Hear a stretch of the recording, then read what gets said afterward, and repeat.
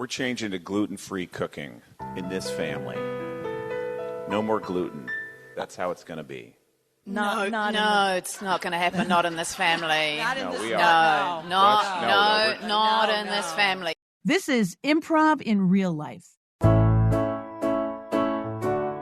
I'm Jude Treder-Wolff. In this podcast, we'll explore how improv can help us navigate the speed of life through conversations with experts who are wise, hilarious, and deeply human.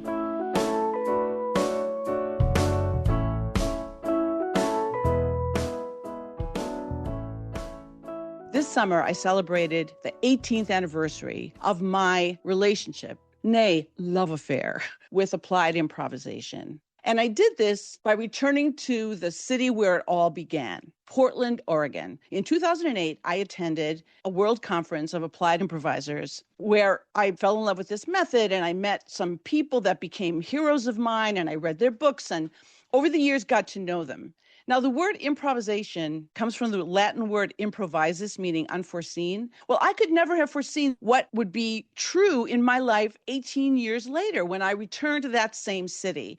Some of those people have been on this podcast. Who would think in 2008 that I would have this podcast? And so this conference that was sponsored by the Global Improv Initiative brought together improvisers and applied improvisers from all over the country and 18 other countries around the world. There were workshops and shows that were absolutely thrilling and unforgettable. We were so privileged to be featured in the program at this conference, to do our first live in-person recording of the podcast with an audience. My guests on stage were Bobby Block, Nicola Pauling, and Brad Robertson. I think you're going to love the games that we played, the insights that they share on the conference theme, Activate the Possible, which it certainly has in my life, and I hope it continues in yours.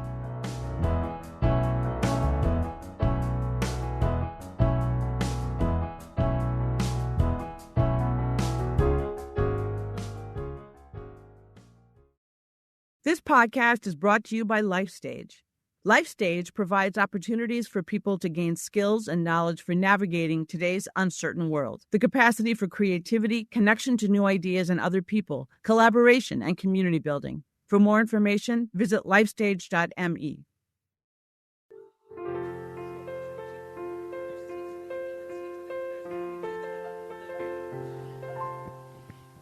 This is our first in-person Improv in Real Life podcast episode being recorded at the Global Improv Initiative in Portland, Oregon. And the crowd goes wild. Yeah!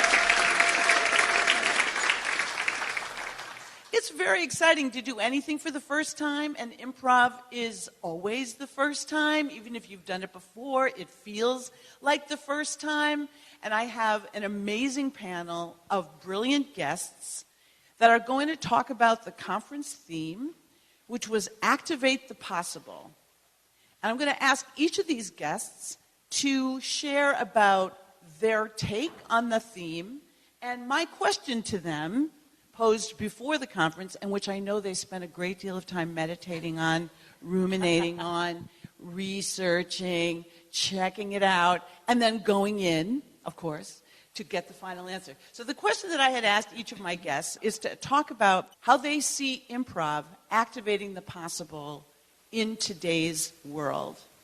And I'll introduce them by name, and they're going to tell you about what they do and where they're coming from, and address this conference theme. So my first person to my left, if you're listening, that doesn't matter to you at all. But I'm left-handed, and I'm going to hand it off to Nicola Pauling. Take it away, Nicola. Please answer the question and tell us about yourself. Okay. I'm going to answer the question first, and then I'll tell you a little bit about myself. So, improv can activate the possibility that learning and development become a lifelong journey, and that within that learning and development space, we can find deep joy and an intimacy that is needed in the world at this time. I'm based in New Zealand, Aotearoa. My hometown is Wellington. I'm an applied practitioner, and I have been for more than 25 5 years, which feels like a long time to say. I work in a lot of different spaces, but a lot of my work is focused on working with people in their third age, is a term we use in New Zealand. Tell me more about the term, the third age. Yeah, I think it manifested from a concept of, there's an organisation based in Europe called the University of the Third Age, and we've adopted that in New Zealand and Australia, I believe. And so, yeah, that term is used very positively. To mean People over the age of whatever that stage is for you. But I'm going to throw it out there that it might be potentially sort of over the age of 65, 70. Yeah, perfect. So I work with people in their 70s, 80s, 90s, and even some in their hundreds. And I do quite a lot of work with people who are living on a journey with dementia.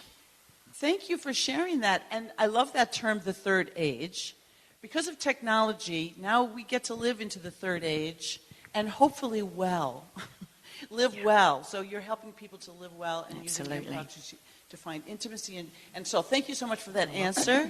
And I'm sure we're going to return to it. And now we're going to go to our second guest. My second guest is Brad Robertson. Tell us about yourself, Brad. Sure. Thanks for having me. It's a nice opportunity. I'm a partner at On Your Feet, which is an applied improv consulting business based here in Portland, Oregon. And we've been around since 1998. So I don't know if I'm almost in my third age, but it feels like I'm getting close anyway. You know, when I think about this idea of activate the possible, actually the mission of On Your Feet is what came to my mind. And our mission is more joy, less fear, and better results. Because when I think about activate the possible, part of it is having a result in mind or a goal. It's having a purpose. You know, what are you trying to make happen? I think sometimes when people think about improv, more joy is an easy sell. It's like it's fun, it's engaging. You know, less fear is attractive. But we really think about it in that triad with all three of those at play. It's more joy, yeah. It's less fear, yeah. And better results. Like what's the goal? Because, you know, millions of things could be possible, but not all of them are as attractive as one another. So what are you trying to make happen? And improv is a way to get after that. It's a mechanism to achieve things. So, but we think about it in that triad, more joy, less fear, and better results. That's what sort of rose to my mind when you asked that question. Can I ask you a follow-up question to Absolutely. your answer to my question? Sure. My follow-up question is, how would you describe how, and each of you can address this as well because Nicola touched on it as well. How do you see joy and fun as the driver of the third thing? The third thing, which you said was better results. How do you see those two elements being the driver? Because I don't think that's the common reality for a lot of people in the world. Yeah, I mean, part of what jumps to mind there is people can get in their own way when they're trying to do something. So we do like presentation coaching, for example, helping people be more comfortable on stage. And one of our pieces of coaching comes from Keith Johnstone. It's to don't try your best. I did a TEDx talk on that subject a number of years ago. If you're more relaxed, if you're not trying as hard, if you're just yourself, if you're locked into what you're good at in the service of presenting or whatever it might be, you're going to be better at it. When you don't try your best, the best results often emerge. So, you know, not trying is a strategy that we bring to the table sometimes. So if I'm understanding you, it's that by doing it the fun way, doing it the joyful way, you will get this other result that is the result you wanted. It's just getting there a different road. Yeah, I think that's right. You know, don't memorize your speech. Don't create the most brilliant PowerPoint decks of all time and then anticipate every question that might emerge. Just be in this moment and trust yourself more. If that's what we mean by joy. I mean, joy, all of these words are tricky, right? What is joy exactly? It depends on who you are, I think. It does. But thank you for that. Trust, because improv is, I think, counterintuitive to what people who are not in the improv world, we don't realize improv does help you to go in and trust yourself like nothing else. Mm-hmm. So thank you for sharing that. Absolutely. And we're going to go to our next guest, Bobby Block. Thank you so much for having me, Jude. I am a fan of the podcast and very excited that I'm here. So I'm based in Philadelphia. I am a communication skills facilitator and coach, and I work mostly in the corporate world. although I also teach improvisation as a performing art, an art form, at universities in Philadelphia. And I'm also co-founder with Lisa Yeager and Karen Strong of an organization called Yes and Nature that uses applied improvisation to teach people how to talk about climate change and conservation. So when you asked about this question of the possible, I started thinking about the future and what was needed in the future. So my typical elevator pitch for clients is about working on hearing and being heard, so that improvisation really teaches you how to listen, how to release your agenda, how to be in the moment and really connect with the other person. And with Yes and Nature, for example, our motto is don't convince, connect. So, don't go in with your speech about how climate is this, this, and this. Just be quiet and listen and connect on values first. That's my typical way of looking at improvisation as a great way to be present and listen and hear each other. However, this question made me think about something else, which is emotional connection. And it's the workshop that Nicola and I just worked on, emotional intimacy on stage and off. And I think what I'm seeing in my college students and my colleagues and people my age is an addiction to screen time and an addiction to disconnection and an inability to be emotionally literate. So when I teach my college students, just check in with a partner right now and tell them how you're feeling. It really throws them for a loop. So I think that improvisation can activate the possibility of releasing your disconnection and going towards connection, which I think the future it truly needs at this moment.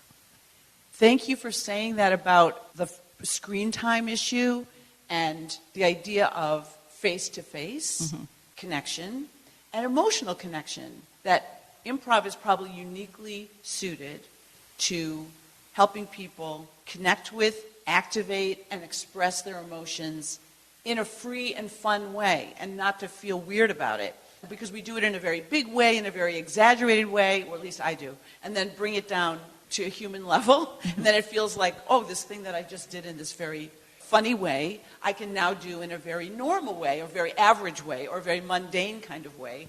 So thank you for sharing that. This is a whole episode, this whole idea of improv, emotional connection through improv, which we'll talk about at another time. So thank you so much, each of you, for answering that question and for bringing up some themes here about, one is this running theme of joy, that improv is uniquely suited to activating within people because of the way that it's about play and it's about creativity and it's about imagination.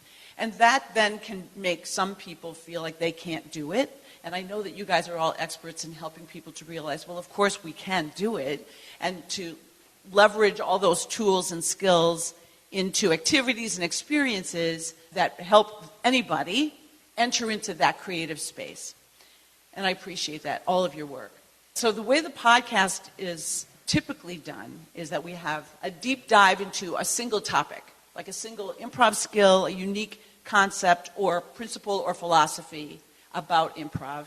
And we'll spend a lot of time talking about it, tell stories about how we've experienced that with clients or in our own lives, and then do a couple of games that demonstrate it, and then we debrief the games.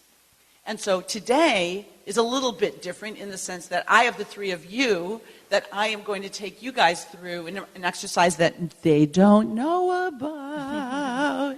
And so what's fun is I designed this exercise for this podcast to be an audible only, because people can only listen, they can't watch us.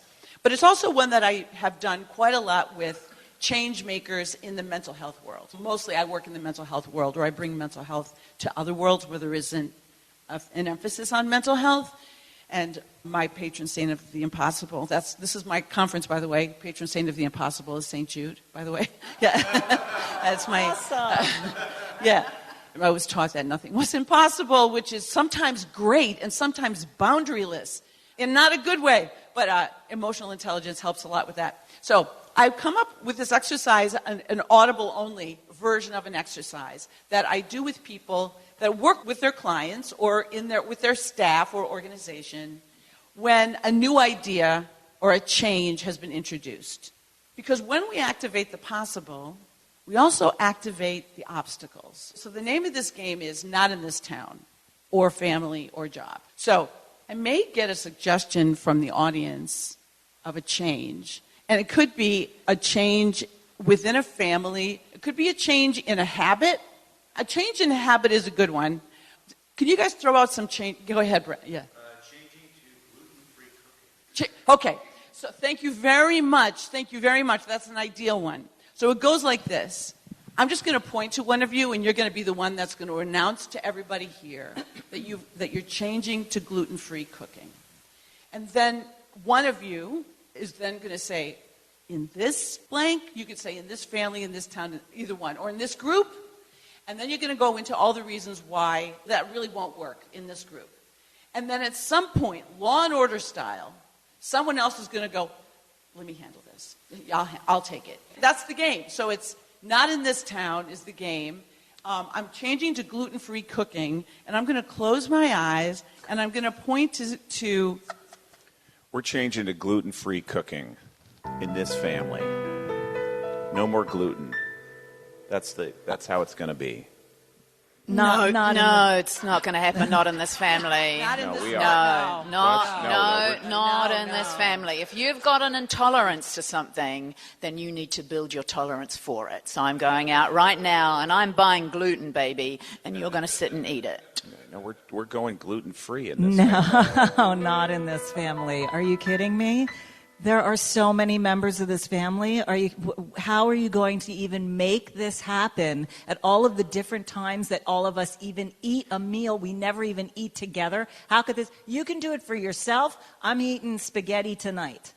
Yeah, this whole family's going gluten-free. It's already happened. I've removed all the gluten from the house. Are you kidding me? Bread No. is a staple of every meal we have in this family. Breakfast, lunch, and dinner. I make the bread myself, and I slice it, and I put it on your plate, and you will eat it. And she's been harvesting that sourdough mold thing and really working hard on her sourdough. You're gonna just really take away this the wild this yeast journey. in this environment. Yes. They're going to come for you.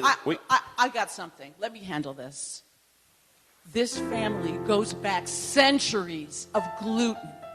We have been eating wheat and gluten and bread it came over from the old country. Exactly. Every recipe. Times change. Times change. Times change. God forbid. Grandma Frida would just She shun heard you say you that? for saying that about not having her spaghetti in this house. Times change out there in this family. It stays the same, and you know that.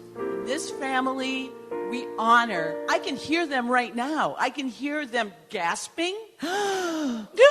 See? I can hear them sobbing. Why? And you even suggest that. What did I work so hard for? It's just devastating to me right now. I can't. I hadn't thought of Grandma Frida. Yeah. Yeah. Think of her How on the you boat, that. looking at the Statue of Liberty coming here Yeah. and knowing that she had the freedom to eat whatever she wanted. And you're taking that freedom away from this family? You guys don't want to be gluten-free? Look at the faces. Look Yeah. at the faces. Read the You think room. Grandma no. Frida wouldn't approve? Read it. This face is kind of making an impact on me, you guys. This face is, I don't know, maybe we... Should we try it? Just for like just a like, week? look at the Sorry, what's sincerity. happening? What's happening There's right the now? Just if sincerity. we tried it for a week.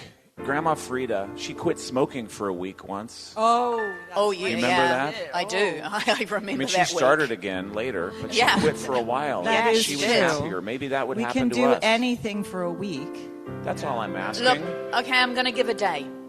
A day. I'm How going to about- give a day. One day. I'm going to give a How day. about All 3 right, days? one day. 3 days. 3 days. 3 Okay, days? 3 days. 72 hours gluten-free. Wow. They 40 say that it takes 3 days to form a habit. So maybe 3 days is, or to form a small change, not a full habit. I mean, It's not going that's to be a full impossible. habit. No, it's not It'll going never to be a full habit. No. Yeah. We can all take up smoking Oh, see. during. Oh, you see?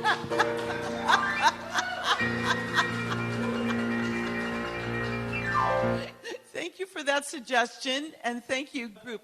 So let's talk about the exercise. So first, Brad, what was that like for you?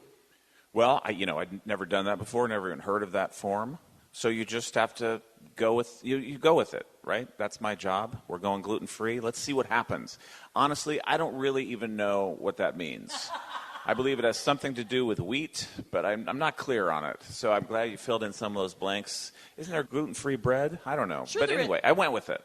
Well, I want to respond to that. So as a lot of people who listen to the podcast are not improvisers. A lot of people who listen to the podcast would like to become, more involved with improv and are using it to learn about it. So you just made a really wonderful example of not knowing anything about a topic and acting as if you did. And because you acted as if you did, we all could then fill in a lot of, with our own maybe knowledge of gluten and gluten-free things or whatever, and yes, and you, and create a sense of support for you. So for anybody who's afraid to do improv and you're listening to the podcast right now, Brad didn't know what gluten-free bread was, or we didn't even know what the issue was about, and jumped right in and said yes to it. And when you do that with such commitment, you activate the possible, baby. Mm-hmm. It's one of the gifts of improv is learning to trust that you can enter into the unknown, and activating the possible will always mean there is some level of unknown and uncertainty, and we just have to lean into it. And you did that. What was that like for you guys, for Nicola and Bobby? I always love an activity that gives permission to be mischievous. I think it's one of the most joyful powers of some of the improv work that we do, is creating a space, a creative space for people, to step into just being a little bit pesky. It's a really joyful permission, so thank you for giving us that. I loved it. Thank you for saying yes to it. It was fun. I kind of felt the same way. I don't really know a lot about gluten. I figured spaghetti has gluten in it. Just went with it. It was fun. I particularly liked, Jude, when you came in with such a strong and powerful history for the family, right? So that was another offer for us to work off of, which helped us really build, instead of trying to come up with a bunch of reasons. You put some emotional depth to it. Thank you. And sometimes the possible, when we're leading in organizations, or we're leading in a family, or we're changing some behavior, leaving a relationship we need to get out of, there are so many different levels of fallout, the ripple effects of that this exercise kind of taps into. So any thoughts about that? I think change is an inevitable part of every stage in life, but in the space that I do a lot of work in, change through the aging process can be scary, and it can be uncomfortable, and if you add on to that a diagnosis of a cognitive impairment where change is inevitable, it becomes very scary. And I think what we are able to do in the improv space is create opportunities for people to play with change and recovery from that, to play with an emotional response to change that can be angry and loud and frustrated, and learn then how to have emotionally regulated response to real life. And so in an improv space, we're doing a different activity every 10 or 15 minutes. Everything is constantly changing. And it just enables people, I think, to become way more willing to accept how fragile any kind of stability is that we think we hold on to in life. It's not here. And particularly when we're aging, it's not there. And I think we all need that resilience that comes with being able to flex that muscle of, dealing with change. That's a very good point about as people are aging and decisions have to be made and their lives are changing, everyone else's life is changing with that. And that's what I'm getting at. That's really what this exercise is kind of about, is that, we have to get home care for someone in the family. A new person is coming into the scene. And that's going to have an effect on people. And some people will say, we don't need that. We don't need that. and then we have to have a conversation. Improv can be a way to do that in a way that is creative, that is flow to it, and then we've practiced it. We've actually rehearsed that conversation in a safe space with creative distance. So thank you for sharing about that. Any thoughts, Brad? I think what emerges for me is there's different kinds of change. There's like, we're going to now change this organization, and we're making a decision, and we're going to change how we're organized. That's one thing. So that's a change effort that you're trying to then create something new. That has its own set of challenges, certainly. But then there's the whole sort of bigger level in that just things are changing constantly in the world. It is not a certain world. So one of the principles that we talk about a lot is what we call this idea of let go. Just simply let go of your need to be in control, of your need to have things be like they used to be. And that's hard for people. So improv's a great way to practice that. Even in that game we just played, I wasn't even sure sort of what the resolution of that scene might be. And Bobby, you gave me a great offer. It's like, oh, that face, like, you know what? I'm seeing something. And now I can be changed from the, or you all can be changed from the, we're not doing it, to like, let's try it for 72 hours.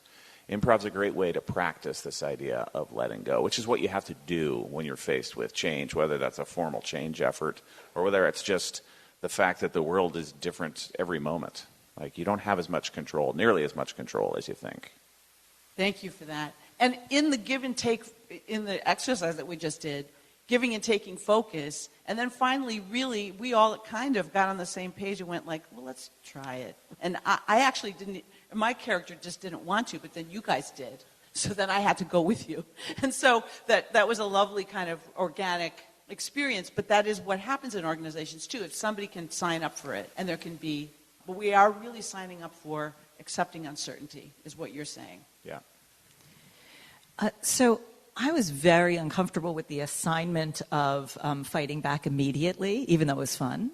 A lot of fun, as Nicholas said, mischief is fun. Because I do so much work on trying not to do that. And one of the exercises that I use that I believe I learned from Performance of a Lifetime, or possibly Cat Coppett, is tell me more about that, which is exactly what I said in the beginning, which is release your agenda and listen. So the first thing I would have said is, we want to go gluten-free, and I would have said, oh, really? Tell me more about that. Right. And I want to know more. And then the more I understand, or the more curious I get, tell me more, then maybe we can find a point of shared values, and we would never have even had the fight, which would have caused the bad feelings. So in an organization, this happens all the time. Somebody puts an idea out, and everybody yes-buts it, and nobody is listening. Nobody's giving anybody an opportunity to speak and hear. So I felt compelled to take whatever offer I could, and the offer I saw was his face was so sincere. It's like, you mean you're not... This is going to be good for us. I think he really just said, so we're not going to do it? It's like, can we just give him an opportunity here? So I think that improv, at least the way I look at improv, is always about, what's the behavior? I always have the clients say, I commit to, at the end of the program, this behavior. Just pick one. You know, it could be yes-anding somebody, or not yes-butting them, or asking an open-ended question more than diving into solutions, et cetera, et cetera. So I think improv can teach you to deal with something like change, or two different points of view on something, and not even get to the point of escalation about it. Right. And I did ask you to jump right in and say, like Law and Order style, say, oh, we're yeah, going to break you. Which was fun. Yeah. It was totally fun. Right. And it is a very, because of what Kat is doing, of course, which is the skills to get people to do the opposite of that. But I think what I really wanted to play with is like, kind of like the systems side of it. Like, systems are going to do this to us. And what it feels like for Brad. You know, what it feels like for Brad. But Brad ended up influencing us. And that was really fun. What did it feel like for you to be bombarded with this? Oh, I mean, it felt really playful. So that's the thing about improv that's fun, is you can just try things in a lower stakes environment, and then you can come out of it and go, so what does this have to do with how we communicate? So, you know, that's the spirit of play that happens in an improv scene. And I've been amazed over the years that even people who have never had any experience with improv actually are really able to access it. They can do it even if they don't have any experience with it. They may be a little bit intimidated by it, but they can give it a shot. And that's one of its utilities. It's like it's really accessible as a piece of art. You know, if you ask people, let's all play the violin for a few minutes. It can't happen. You can't do it. You do not have that skill set. So improv is really accessible in that way as a way to practice some of these concepts. It really is, because sometimes the changes that are coming at us, especially when I work in environments and organizations, are not nice. They're not good. They make people feel bad. And I once was told, as I was entering the room to do an emotional intelligence workshop with a group of 50 staff people, as the doors were opening, she said, well, they've just been told that their jobs are going remote and they're training their replacements who are going to be in Indonesia. Have a good workshop. And so I was like, okay. And I walked into these people that had all been just now traumatized, and I got them to talk about why this change is bad for them, because that's what they needed to do, right? So sometimes it could be that it could be that gluten-free eating for this group is not great for us. This was a neutral one. But it's fun to play with the neutral ones and then talk about what values are we demonstrating and how are we teaming up, and what is the meaning of that, teaming up. That's how I generally used it. So, yeah. One of the favourite activities I like to do in the spaces that I work in is play the rant game, which I'm sure most of us are. Rant. Mm-hmm. And, you know, where we just give permission for people to rant about whatever. And in fact, we often say, a chair or a microphone, rant for 30 seconds about microphones and what you hate about microphones. But there's so much joy in giving permission people to just like that in a safe, creative space. But then asking partners to listen for the values that sit underneath that rant. Because underneath anything we rant about, as Bobby talks about, are the values. And that's what we're all seeking. And if you train to listen beyond, that's what we always find it there. But the rant is so joyful. It's a wonderful game. So what values were we representing as a team when Brad said gluten-free from now on? What were our values, would you say, in this group? I would say for me it was the family history. Yeah, absolutely. heritage, and the fact that that unity, that we're one, we're family that's together, and we don't make individual changes for one another, and we don't seek to, we're here as this unit, and we stay the way we've been, and this is our safe space. Yes. Yeah. And there's intimacy in that safe space, and there's comfort in it, and this is going to be now an additional uncomfortable thing that we have to add in. And a disruption of our routine. I was thinking it's a big family and all of the kids to eat at different times of day, and how are we going to handle that? And total disruption of the processes and procedures of this family. Yeah. And that bread has been used to care for us, baked by the family matriarch and used as a care for... all of those things were our how will value. we adapt the recipes? All of those things template over any organization or group or relationship. And so it's fun to play with it and then say, what are the real values that a group needs or is challenged by when a change comes in? Could be a very useful change, but it could be very difficult. Yeah, I love it. I think it's a great exercise for that. Yeah. So I want to do one more exercise with the time that we have remaining. This exercise is called 3 Curious Types. And I designed this exercise when I read a bunch of research about how curiosity and anxiety kind of ride the same rails. They're parallel trains. They can feel sometimes the same, but we're going to focus on curiosity. And I'm going to control you guys very, very much for this exercise. Let's do it. So the way Lovely. it works is this. I'm going to assign you a curious type. Because the research showed that there are 3 sort of central curious types. 3 types of curiosity, I should say. There are 3 types of curiosity. And they are all equally valid, but we don't always look at them that way. But when we activate the possible, we may activate any one or all of these 3 types of curiosity. So I'm going to assign to you, Bobby, the first type. And by first, I don't mean it's most important. I just mean that it's one of them. Adventurous curiosity. What are the possibilities of this new thing? The kind of curiosity that's like, yeah, let me check it out. Like, I don't need a roadmap for this. This is new and interesting to me. Brad's curiosity is going to be what we would call morbid curiosity, which is all the things that could possibly go wrong. Excellent. That the curious mind going, oh, wait a minute, what if? All the what ifs. And Nicola, you're going to be what we would call suspicious curiosity.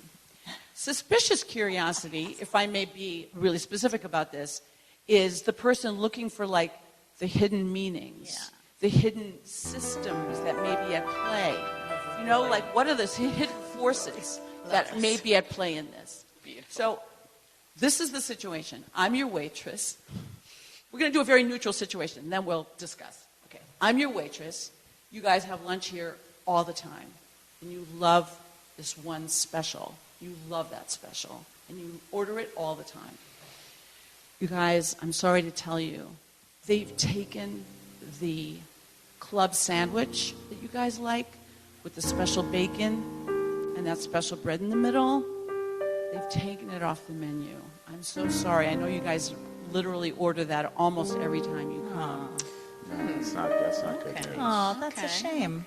Huh. So what do you have a new special? Oh, I could tell you lots of. I'd like. Sure. Are you interested in hearing something? You look troubled. Just, well, did the bacon have poison in it? Is that why they took it off the menu, or was there some reason that? Who made the decision to I'll take these questions one at a off the time. menu? Last week I did feel a little weird after we ate here. I just wonder if there was something bad in the bacon. Is that why it was removed? The bacon there were some complaints about the bacon, and we're trying to find a different provider. But I don't think that I don't know if they're going to bring that sandwich back. I'm not sure they are. Could we at least maybe just have like a turkey without the club, without the bacon, right? Just make it. Yes, you absolutely Yeah, it could be really interesting. Tell the chef to do whatever he Turkey's thinks. got that tryptophan in it, though. That can be So sometimes associated who with. who is the chef? Like, where does the chef? Is the chef local, or is the guys, chef it's from the same somewhere? chef. I mean, it's okay. You know, Is it, though? Is it the same chef? I think you guys, we could either just try the turkey sandwich without the bacon, or we could try whatever. We didn't even hear what the other specials are. So let's just give it a shot and see what the other ones are. I mean, we do have a chicken salad.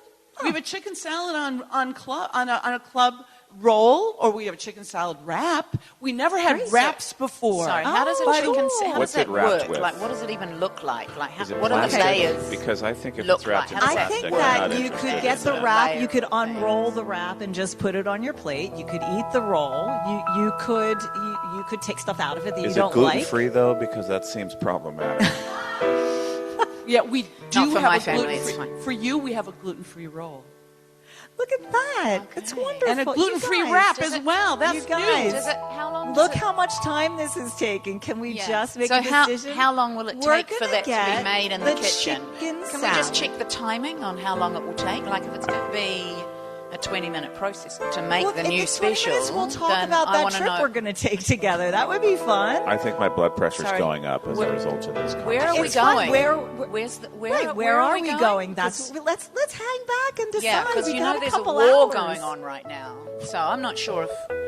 I'm just Are you curious concerned- about if we go. Understood. Is it your concern that maybe the war is the reason that they're making changes in the menu? Because you may be onto something. Everything's connected. Could we maybe explore a new server? That would be nice. A new Sure, person. I'll get a new server for you. Yeah. What's her name going to be? Oh, Hi, I'm Jenny. How long have great, you been Jenny. working here, Jenny? You sound like you're not really happy to have me. I'm just curious. Jenny, where'd the about, other server go? How long you're Is she okay? an experience with, and where you may have been before now. Where's Elaine? So, yeah, whether you come with a qualification. Elaine is indisposed because she ate a little too much of that bacon and they took I it off knew the it. menu. See, it's that bacon Somebody again. take her out. Yes, Somebody see? take her out. Did somebody? Elaine. Ooh, I like it. Elaine she was just having rumblings when she was speaking to you, and she was about to go out. All right, very fun, you guys. Super fun. So let's unpack for a little bit. Each of these types of curiosity have value. So let's just talk about what they are in terms of the scene, and then what value they might have in terms of change in real life. Adventurous curiosity. Well, we can all talk about it. You don't have to only answer, but anybody can. What's the advantages of adventuresome curiosity? Well, it just provided so much possibility. You're like, hey, well, we could try this. Let's do this. Maybe we should try this. Tell me more about that. So it just gave us more to work with, She sure which was did. lovely. Yeah. Anything to add about that? Again, so much sort of mischief in the play, which I really love. And, you get to explore this in a way that's so playful and activates so much fun.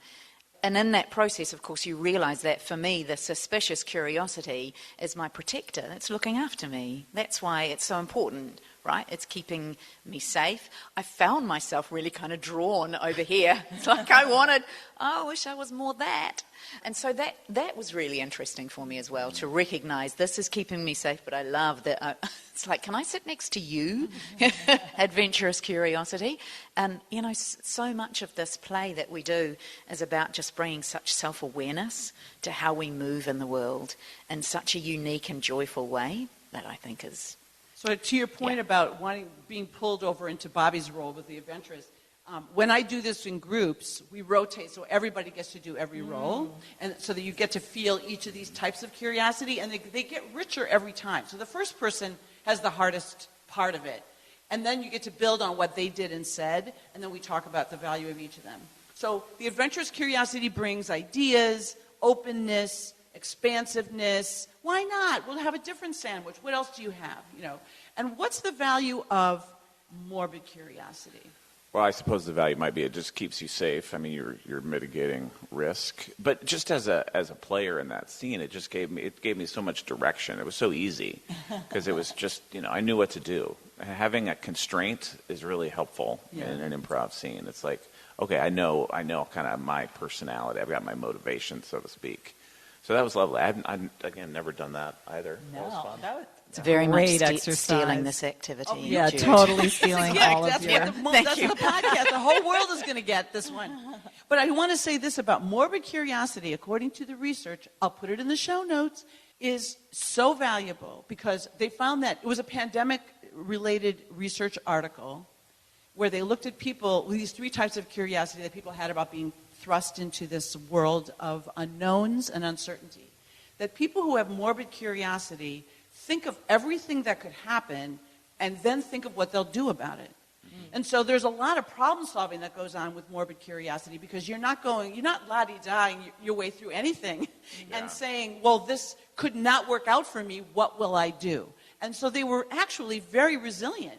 So there's a lot of value to being the one that says, wait a minute, why would I eat any other sandwich when this has been working for me so well? But all the things that could go wrong from it, I could not like it. It could make me sick, all these things. But you could layer that over any change in life, that could be a really valuable skill. And in fact, the research shows it is. So Creates more resilience. it does. Yeah. And activates problem solving. Yeah. Is anyone else going through the list of family members and trying to assign which kind of curiosity they have? Because I'm doing that right now. Yeah. I wasn't, but now I am. Thank you for that. Excellent. And what was it like about suspicious curiosity? What was that like to play?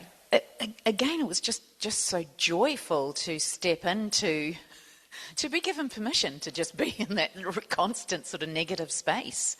Because I think it's so easy for us to slide into that. And we spend so much of our life knowing that we shouldn't be there, trying to pull ourselves out of it. And this just gives us space to go, you know what? Deep dive into it. Like swim in it.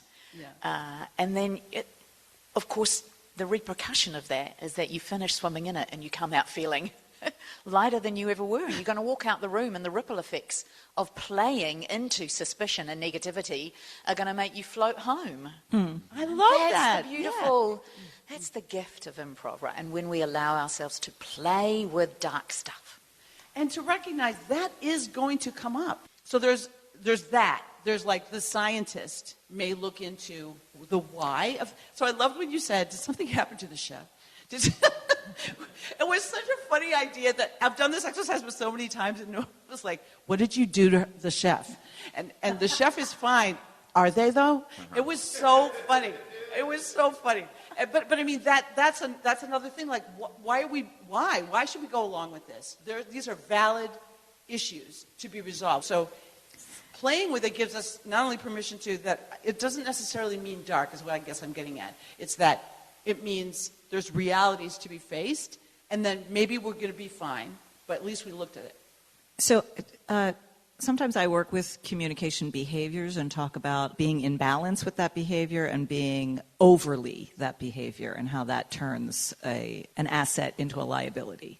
So I could see how morbid curiosity could be an asset, and then obviously if you overdo it, it's a liability. I look at suspicious, is that what it's called, suspicious curiosity, as like, you know, the conspiracy theory, that's where that starts. Like, that could go real toxic real fast. 100%. And, of course, the adventurous curiosity could, you know, it's cluelessness. Like, you're not getting any data before you go and make a decision, so that could also explode in your face. So any one of these is good in measure, but not overly used. Yeah. Exactly. And that's why it's a great game. Because of Yeah. that, that's why we could cycle through all of those within ourselves. Yeah.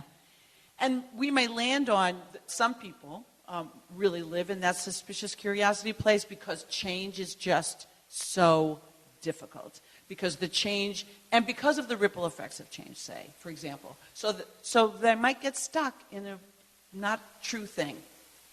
And at least we're acknowledging that could be a possibility that happens. And if we do it in an improv space, they've also played with being adventurous. I can Yeah. see They've tried it. I could see how using this form might be helpful for a team that's trying to make a decision. Like, we're going to decide this or this. So let's have these roles dig into that. Mm-hmm. What's the morbid curiosity around this initiative that we're considering? That might flesh out like, oh, you know what? Actually, we learned a few things that we're going to take into our now decision. It's a little bit like, do you know the 6 thinking hats? Yes. De Bono? Yeah, De Bono. So you wear a different hat to make a decision, and then you switch roles. Yeah, I think it's a beautiful idea, but this is so much more playful than that. It's a beautiful idea to give people the opportunity to live in the body of an adventurously curious person, because I think that so many people are really afraid of this role. What if? That must be fun for you to watch them do that. Yes. Yeah. And to watch people who tend to be more like people who work in science or whatever, or medicine, are trained to think about what could go wrong. And they have to, and they absolutely have to. So to be able to expand into, it's okay. It's okay to pivot, and it's okay to play. Well, you three have been absolute geniuses in your lives and a delight for me. I cannot thank you enough for bringing your whole selves to this experience, to recording this podcast today. And I just want you to, if you don't mind, just spontaneously sharing your takeaway from our conversation, from our explorations today, in any particular order that you want to go. It's a big field. You know, I've been doing this for 27 years. I've never seen any of these games or really talked to any of the three of you about the approaches you're taking. So I think there are fewer limits on the application of improvisation than we might imagine. And it's got more to offer, and more to offer than we even know now. Well, I love hearing that because I know you have a load of experience. So thank you for sharing that. I feel the same way. I am delightfully surprised and just joyful about this experience, because I've been also doing it for a long time, and I'd never seen these games or your particular approach to it. And I loved it, and I loved hearing the two of you speak about your work. So this was wonderful. And it was a joy for all of us to play together. So thank you, Jude, for the opportunity. The hour just flew by, and just, I think, reinforces for all of us that we're doing the good work. And there's more possibilities. Yes, that we can activate. There are so many Yes. possibilities. Thank you. Thank you for listening. And thank you. Shout out to Thank Patrick you, Jonathan, Short Jazz, and Mari. Yeah. We have Patrick Short on piano right now, who is an Yeah. organizer of this conference and an improv force and a musical improv genius out here in Portland. Comedy Sports, check it out, the Portland Comedy Theater. We'll put it in the show notes. And shout out to my amazing Natalie Gregory, who came here to Portland from Brooklyn to produce this episode. She's right here. She's wonderful. Thank you so much to Natalie. You're leaving it in. You're not editing that. And thank you to the people who are out here listening and for our suggestion. Thank you. Beautiful.